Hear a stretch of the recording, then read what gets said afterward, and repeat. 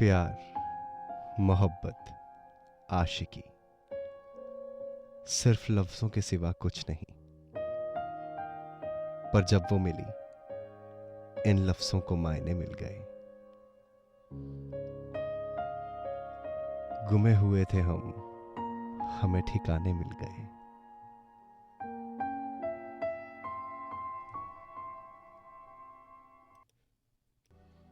बात उस टाइम की है जब मैंने अपनी इंजीनियरिंग पूरी कर ली थी और एक रिप्यूटेड कंपनी में काम भी कर रहा था, और उसके साथ साथ मैंने मल्टीमीडिया का कोर्स भी स्टार्ट कर दिया था क्योंकि वो मेरा पैशन था।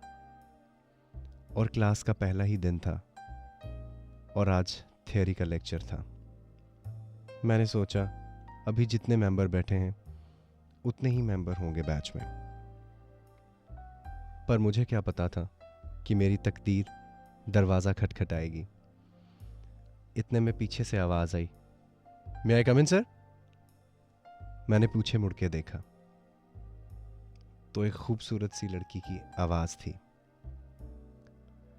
मैं तो उसे देखते ही रह गया, पर जब मुझे पता चला कि she is studying in medical, वो भी हार्ट स्पेशलिस्ट, तो भाई मैं तो उसी दिन से उसका मरीज़ हो गया। मुझे लगा कि वो कहाँ और मैं कहाँ, वो कहाँ कभी मुझे पसंद करेगी। मेरी बैच में एक कीर्ति नाम का लड़का था। हम रोज़ एक ही बस में ट्रैवल करते थे। एक दिन उसने मुझे पूछा, तेरे दिल में प्रीति को लेके फीलिंग्स है ना? तो मैंने कहा, हाँ यार, पर हमारा पैचअप नहीं हो सकता यार। कहाँ मैं बस में ट्रैवल करने वाला और कहाँ वो होंडा सिटी में ट्रैवल करने वाली। तो कीर्ति ने कहा, तू जिस दिन क्लास में नहीं आएगा ना, तू देख बच्चू, उस दिन मैं उसे सब बता दूंगा। तो मैंने उसे कहा, अरे यार ऐसा मत करियो, जो हमारी थोड़ी बहुत बात भी होती है मैं तो उससे भी जाऊंगा।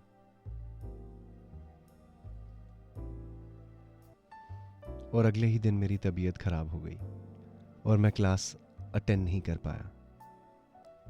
वादे के मुताबिक कीर्ति ने प्रीति को सारी बातें बता दी। जब दूसरे दिन मैं क्लास में गया तो प्रीति ने मुझसे कोई हाय हेलो नहीं की, तो मैं समझ गया कि कोई ना कोई प्रॉब्लम है। उसने 3 दिन तक मुझसे बात नहीं की। वो 3 दिन मैंने कैसे निकाले थे वो मैं ही जानता हूँ। ठीक 3 दिन बाद जब मैं बस की वेट कर रहा था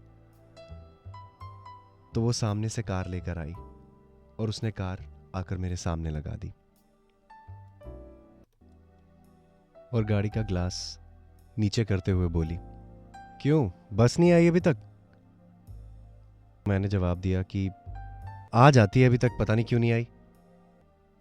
तो उसने गाड़ी का दरवाज़ा खोल दिया और मुझे अंदर आने को कहा और अब गाड़ी चलने लगी। चलती हुई गाड़ी में उसने मेरी तरफ चेहरा किया और मुझे बोली कि तुम कितने बुरे हो। तो इस पे मैं सहम गया और इससे पहले कि मैं कुछ कहता वो बोली, तुम डफर हो डफर। जो बातें तुम्हें कीर्ति को कही वो बात तुम मुझे नहीं बता सकते थे। इस पे मैं बस उसे देखता ही रहा। यू नो वॉट, मेरे मन में भी फीलिंग्स थी तुम्हारे लिए और मैं चाहती थी कि तुम कब आके मुझे बोलो, लेकिन मुझे क्या पता था कि जो बात तुमने मुझे बोलनी है वो इनडायरेक्टली कीर्ति के थ्रू वो बातें मुझ तक पहुंचेंगी। मैंने कहा, आई एम सॉरी प्रीति, मैं शायद तुम्हें प्रपोज कर देता, पर कहाँ तुम और कहाँ मैं डर गया था। मैंने सोचा शायद मैं तुम्हारे लायक नहीं हूं। पर उसने उसके बाद जो कहा वो मुझे आज तक याद है और शायद हमेशा रहेगा। उसने कहा कि क्या प्यार में कोई कुछ देखता है? प्यार में सब दिल देखते हैं, दिल। समझे मेरे रोमियो? अरे प्यार तो बस प्यार है, बस हो जाता है। उसमें ना कोई शर्त होती है, ना जीत होती है और ना हार होती है। वो तो मैं गाड़ी में था और वो ड्राइव कर रही थी, नहीं तो शायद मैं उसे गले से लगा लेता।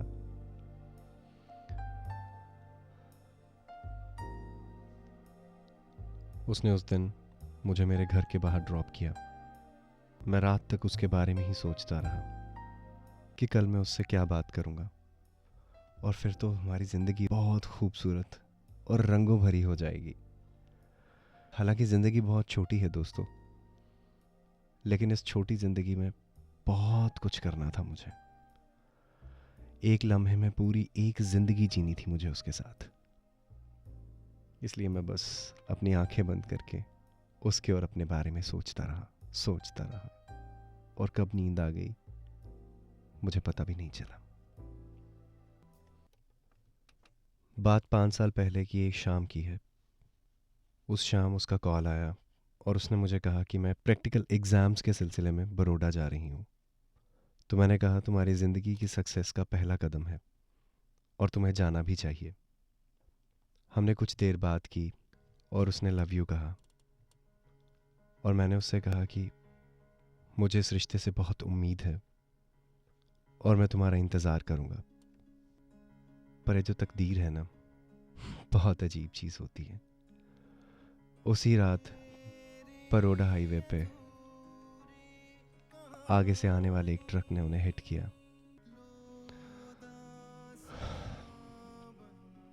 और मेरी प्रीति मुझसे छिन गई। अगर वो रात मेरी ज़िंदगी में ना आती तो शायद मैं और प्रीति साथ होते। आज भी मैं उसे अपने पास महसूस करता हूँ। उसके ना होने के बावजूद भी मुझे लगता है कि वो मेरे साथ ही है। इसीलिए कहा जाता है ना, जिसे चाहते हैं उसे पा नहीं सकते, और जिसे पा सकते हैं उसे चाह नहीं सकते।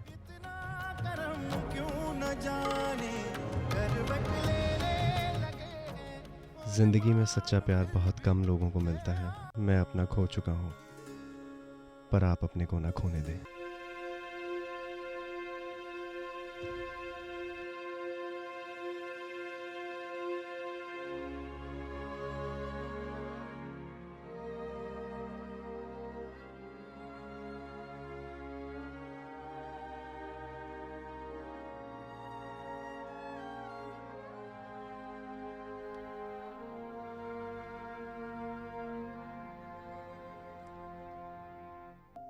तेरे जाने के बाद कुछ अजीब सी कहानी मेरी, ना कोई जख्म ना कोई निशानी तेरी।